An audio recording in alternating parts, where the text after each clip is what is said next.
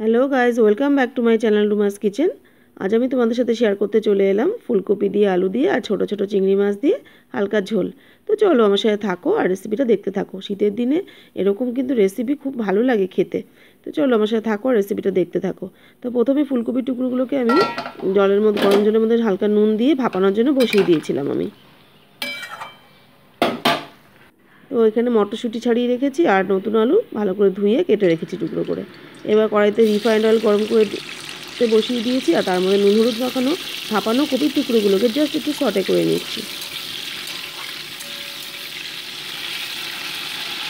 খুব একটা বেশি ভাজার দরকার নেই, হালকা একটুখানি ভাজলেই হবে।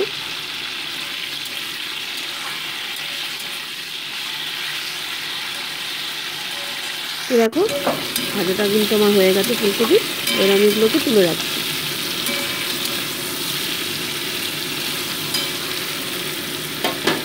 তো দেখো ফুলকপি টুকরোগুলোকে আমি তুলে রেখেছি। এবার ওই তেলের ওপরেই দিয়ে দিচ্ছি গোটা জিরে ফোড়ন, তারপরে কেটে রাখা আলুর টুকরোগুলোকে অ্যাড করে দিচ্ছি, দিয়ে মোটামুটি এটাকে 2 মিনিট করে ভেজে নিচ্ছি। উইন্টার সিজনে এরকম ফুলকপি দিয়ে, নতুন আলু দিয়ে, মটরশুঁটি দিয়ে এমনি রসা তরকারি করলেও ভালো লাগে। আবার তার মধ্যে যদি চিংড়ি মাছ দেওয়া যায় তাহলে তো কোনো কথাই নেই, দুর্দান্ত লাগে খেতে। দেখো আলুটা কিন্তু ভাজা আমার হয়ে গেছে।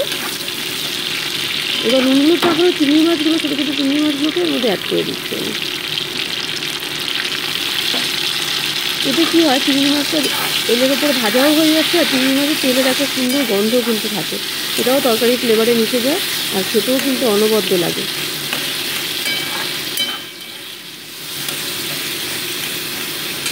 দেখো চিংড়ি মাছটা আলুর সাথে ভাজা আমার হয়ে গেছে। এবার আমি কাঁচা লঙ্কা বেটে রেখেছিলাম, কাঁচা লঙ্কা আদা বাটাটা দিয়ে দিচ্ছি আর পরিমাণ মতো নুন দিয়ে দিচ্ছি। এটা আমি শিলপাটায় বেটে রেখেছিলাম। দিয়ে মোটামুটি এটাকে 2 মিনিট ধরে কষিয়ে নিচ্ছি। এবার অ্যাড করে দিচ্ছি আমি মটরশুঁটি।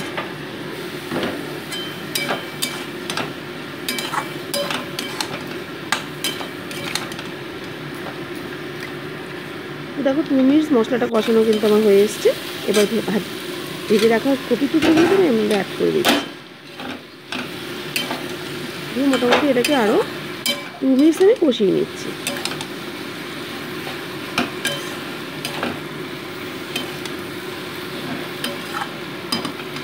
অ্যাড করে দিচ্ছি সামান্য চিনি, কারণ ফুলকপিটা একটা ভ্যাসকা ভাব থাকে, একটু চিনি দিলে হয় কি টেস্টটা কিন্তু অন্যরকম লাগে একটু। দেখো কষানো আমার হয়ে গেছে। এবার ফুটিয়ে রাখা গরম জলটার মধ্যে অ্যাড করে দিচ্ছি।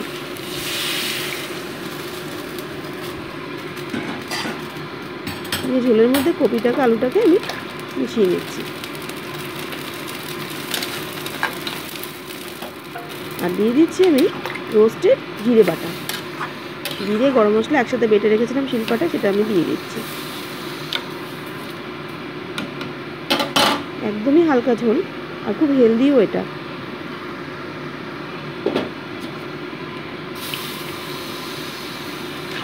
এই ঝোলের মধ্যেও মশলাটাকে একটু মিশিয়ে নিলাম। এবার একটা লিড চাপা দিয়ে মোটামুটি 5 মিনিট ওয়েট করছি। 5 মিনিট পর ফিরে এলাম। দেখো আলুগুলো তো সেদ্ধ হয়েই গেছে। আলুগুলোকে জাস্ট একটু স্ম্যাশ করে নিচ্ছি ঝোলের সাথে, যাতে ঝোলের থিকনেসটা বাড়ে।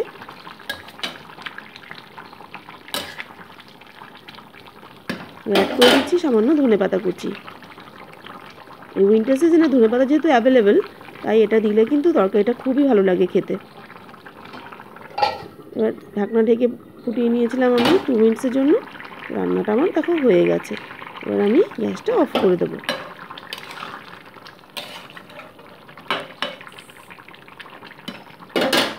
তো তৈরি হয়ে গেল আমার ফুলকপি দিয়ে, ছোটো ছোটো চিংড়ি মাছ দিয়ে হালকা ঝোল।